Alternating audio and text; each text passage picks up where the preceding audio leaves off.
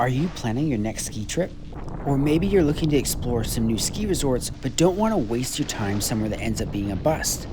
Then you're at the right place, because I've ridden at tons of ski resorts across the East Coast. And in this video, I'm ranking the 10 best ski resorts in Vermont for skiing and snowboarding to help you decide where to take your next adventure. Starting off with number 10 is Magic Mountain.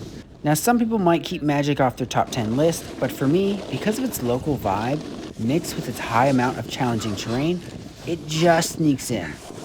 Magic Mountain is most known for being a low-key, family-friendly resort while also having numerous double black diamond slopes as well as tons of glade trails to explore. Now, this mountain is smaller than other mountains on this list, but that also has proven to keep its slopes less congested. Now, I'm not suggesting making an entire trip just for Magic, but if you want to find cheaper slopeside lodging, a more local vibe to the mountain, or just to squeeze this mountain in on a day that you're supposed to have off of riding, you'll be pleasantly surprised with this hidden gem. The 9th best mountain in Vermont is Stratton. This resort has an impressive 670 skiable acres and a total vertical drop of over 2,000 feet, while maintaining a high amount of beginner terrain. Stratton is rated as the 2nd best mountain for beginner terrain in the state of Vermont by On the Snow, and their most memorable standout feature is at the ski resort village at the base. With tons of lodging, shops, and places to eat, this mountain really feels like a true ski resort with plenty of amenities. The mountain itself also has a good variety of terrain difficulty, glades, and parks, but it can get pretty busy here. Next up is Mount Snow. Now, this mountain trail map can be a little deceiving because there's actually just one peak with 4 different faces to choose from, and it easily divides up different types of terrain as well. The main face in the front of the lodge has mainly green and blue trails. The north face is almost entirely black diamond runs. Sunbrook has mostly blue runs with purposely ungroomed terrain, and Corinthia is an entire face dedicated to the terrain park. With over 100 acres of park trails, this is easily the most standout feature at Mount Snow, and it sets it apart from other mountains nearby.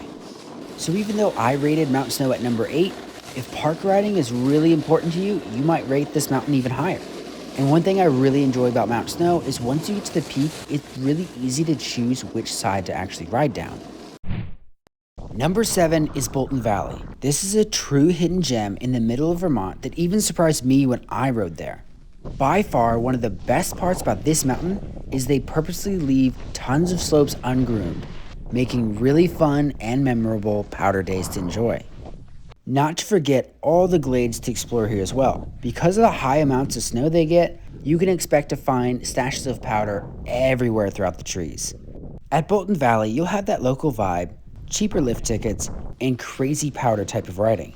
Now, it is smaller than other ski resorts on this list, but that's probably also why it doesn't have as many crowds congesting it up.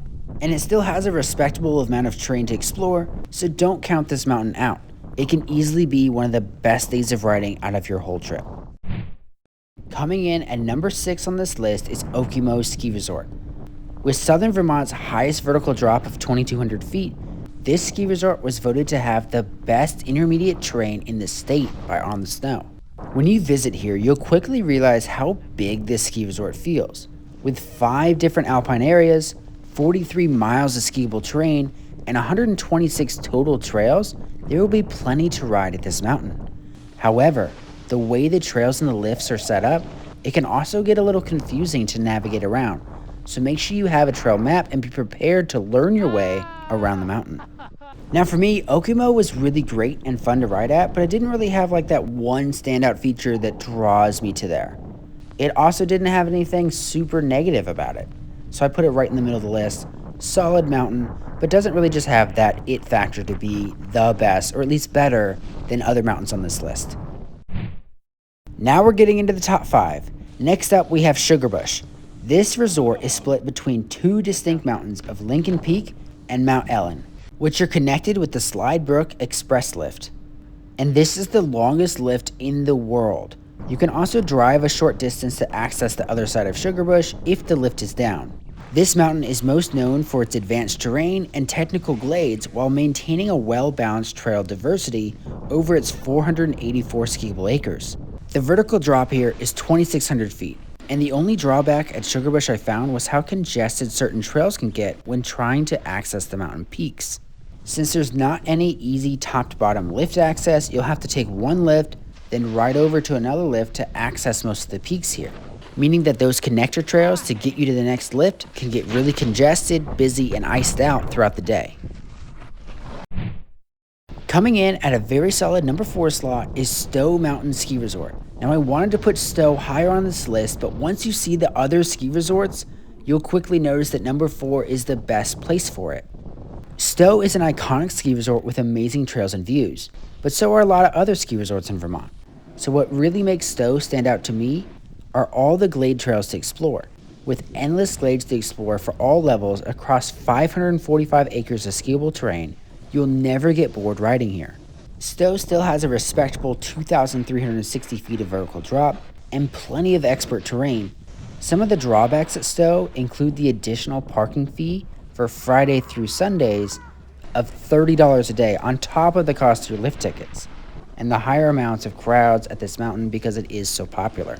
And before we get into the top 3 ski resorts on this list, if you have any questions about any of the ski resorts or any cool information to add, drop a comment on the video and or check out the full mountain review that I'll link in the description of each ski resort. At number 3, we have perhaps one of Vermont's best hidden gems, and that's Smugglers Notch. This is a privately owned ski resort, so leave your mega passes at home, which really keeps the mountain congestion to a minimum. Lift tickets are very affordable and usually under $100 per day, while offering a big mountain footprint of 1,000 acres of skiable terrain. Smugglers Notch offers a family-friendly vibe on a big mountain ski resort. Morse Mountain on the right side of the map is almost entirely beginner terrain and kind of set aside for a great area for learning or for small kids. And Morse Mountain is still connected by a couple trails to get back over to the main mountains for more difficult terrain. And although these trails can be a little bit flat in some areas, they also provide some really pretty views of the slopes in the distance. Smugglers Notch is most known for having the only triple black diamond slope on the East Coast. It's a glade run called Black Hole, and although it was closed when I visited, it's a very unique challenge for advanced skiers and snowboarders. And with a vertical drop of 2,610 feet, you'll find so many fun trails to explore. One of my favorite parts about Smugglers Notch is discovering the purposely ungroomed trails spread throughout the resort.